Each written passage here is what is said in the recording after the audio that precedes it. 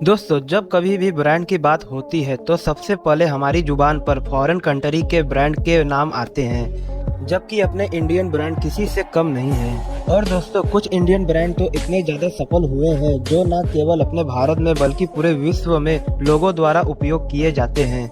और आज के इस वीडियो में मैं भी भारत के टॉप 10 ब्रांड के बारे में बताने जा रहा हूँ, जिनके फैन न केवल भारत में बल्कि पूरे विश्व में अलग अलग जगह देखने को मिलते हैं। लिस्ट में सबसे पहले नंबर पर ऐसा प्रोडक्ट है जिससे हमारी बचपन की यादें जुड़ी हुई हैं। जी हाँ दोस्तों, हम बात कर रहे हैं भारत ही नहीं बल्कि पूरे विश्व में ही सबसे ज्यादा बिकने वाली बिस्किट ब्रांड पार्ले जी के बारे में, जिसकी शुरुआत आजादी के पहले साल 1929 में ही मोहनलाल चौहान जी ने किया था। और शुरुआत से ही यह हमारी कई पीढ़ियों का पसंद बना हुआ है। यहाँ तक कि कोविड-19 के कहर में भी इसी बिस्किट ने ही बहुत सारे लोगों का साथ दिया और दूसरे राज्यों से पैदल अपने घरों के लिए निकले प्रवासी भूखे मजदूरों के लिए यह बिस्किट वरदान साबित हुआ है। और इसीलिए इस बिस्किट का इतना ज्यादा डिमांड बढ़ गया कि इसने कमाई के मामले में पिछले 40 वर्षों का रिकॉर्ड तोड़ दिया। और दोस्तों, इसी तरह से पार्ले जी न सिर्फ भारत में बल्कि पूरे विश्व में अपने लाजवाब टेस्ट और कम दाम के लिए जाना जाता है। कुछ इसी तरह से भारत का ही रेमंड ग्रुप भी पूरे विश्व में जाना जाता है। रेमंड बेसिकली शूटिंग फैब्रिक का उत्पादन करता है और इसकी पॉपुलैरिटी का अंदाजा आप इसी बात से लगा सकते हैं कि 31 मिलियन मीटर फैब्रिक का यह कंपनी हर साल प्रोडक्शन करता है। रेमंड ग्रुप की शुरुआत साल 1925 में किया गया था और यह ब्रांड फिलहाल भारत का 23वां सबसे ज्यादा ट्रस्ट किया जाने वाला ब्रांड है, जिसका हेडक्वार्टर बम्बई में मौजूद है। हीरो मोटोकॉर्प यह ऑटो मेकर कंपनी भारत ही नहीं बल्कि पूरे दुनिया की टू व्हीलर मैन्युफैक्चरर है, जो कि 45% मार्केट शेयर के साथ दुनिया पर राज करती है। हालांकि हीरो मोटोकॉर्प पहले हीरो होंडा के नाम से जानी जाती थी, क्योंकि यह जापानीज कंपनी होंडा के साथ मिलकर टू व्हीलर का प्रोडक्शन करती थी। लेकिन दोनों कंपनियों ने 2010 में अलग होने का फैसला कर लिया और इस तरह से ब्रिज मोहन लाल मंजुल जी के द्वारा 1984 में शुरू की गई यह कंपनी आज पूरी दुनिया की सबसे बड़ी टू व्हीलर मैन्युफैक्चरर है, जिसका हेडक्वार्टर नई दिल्ली में मौजूद है। भारत के हर किसान की पहली पसंद और दुनिया की सबसे ज्यादा tractor manufacturing company Mahindra and Mahindra है, जिसकी शुरुआत 1945 में जी से महिंद्रा एंड के सी महिंद्रा और एम जी मोहम्मद द्वारा शुरू की गई थी। पहले कंपनी का नाम मोहम्मद एंड महिंद्रा कंपनी था, जिसका नाम बदलकर महिंद्रा एंड महिंद्रा कर दिया गया। 75 साल से अधिक पुरानी यह कंपनी आज दुनिया की सबसे ज्यादा ट्रैक्टर मैन्युफैक्चर करने वाली कंपनी बन चुकी है।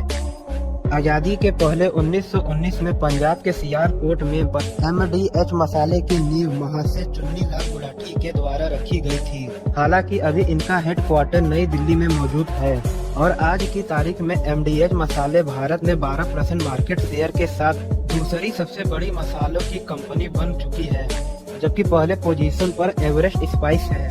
1919 में शुरू हुई MDH मसाले कंपनी का अब सालाना टर्नओवर 2000 करोड़ रुपए से भी ज्यादा का है और आज यह न केवल भारत में बल्कि पूरे दुनिया में भारतीय मसालों का एक्सपोर्ट करती है। विप्रो लिमिटेड की शुरुआत 29 दिसंबर 1945 में मोहम्मद प्रेम जी द्वारा किया गया था। हालांकि आज कंपनी के चेयरमैन का पद मोहम्मद प्रेम जी के बेटे अजीम प्रेम जी संभाले हुए हैं। विप्रो कंपनी पूरी दुनिया में इंफॉर्मेशन टेक्नोलॉजी, कंसल्टिंग और बिजनेस प्रोसेस से जुड़ी सर्विस प्रोवाइड करते हैं और इसके साथ ही इंडियन गवर्नमेंट के लिए नई टेक्नोलॉजी और साइबर सिक्योरिटी जैसी सर्विस को प्रदान करते हैं। अभी विप्रो का हेडक्वार्टर बेंगलोर कर्नाटक में स्थित है। इन्फोसिस लिमिटेड इंडिया की दूसरी सबसे बड़ी IT कंपनी है, जबकि पहले नंबर पर TCS है। इन्फोसिस लिमिटेड मुख्य तौर पर बिजनेस कंसल्टिंग, इंफॉर्मेशन टेक्नोलॉजी और आउटसोर्सिंग जैसी सर्विस को प्रोवाइड करती है। इन्फोसिस लिमिटेड कंपनी की स्थापना 7 जुलाई 1981 को 7 लोगों ने मिलकर की थी।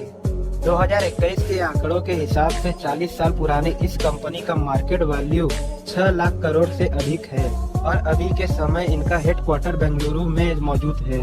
आनंद मिल्क यूनियन लिमिटेड, जिसे हम अमूल कंपनी के नाम से जानते हैं। अमूल की शुरुआत 1946 में सरदार वल्लभ भाई पटेल जी के गाइडेंस में त्रिभुवन दास पटेल द्वारा शुरू की गई। यह कंपनी आज की तारीख में दुनिया सबसे ज्यादा मिल्क और मिल्क प्रोडक्ट प्रोड्यूसर है और भारत में इंडिया व्हाइट रेवोल्यूशन का श्रेय भी अमूल को ही जाता है। आज अमूल कंपनी रोजाना 3 मिलियन लीटर दूध का कलेक्शन करती है, फिर उससे अनेकों प्रकार के डेयरी प्रोडक्ट को बनाकर बेचती है। दोस्तों 9वें नंबर पर जो कंपनी है उससे आप जरूर वाकिफ होंगे, क्योंकि इस कंपनी को चलाने वाला कोई और नहीं बल्कि भारत के सबसे अमीर व्यक्ति मुकेश अंबानी हैं।